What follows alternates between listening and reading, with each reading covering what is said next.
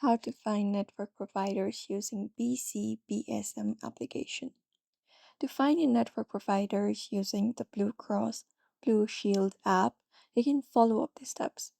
So head over to the browser and look out for BCBSM website or the application and basically log in into your account.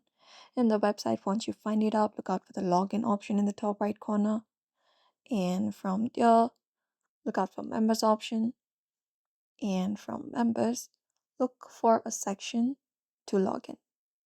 After that, once you do so, in order to find in network providers using the application, what you need to do next is you may just typically search by specialty, doctor's name, or location.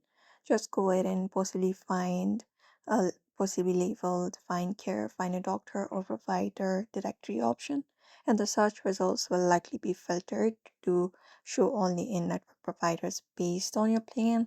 And before scheduling an appointment, it is always a good idea to confirm with the provider that they accept your specific BCBS plans and might also offer additional tools within the app for finding specialized care, such as health providers or centers of excellence for specific conditions.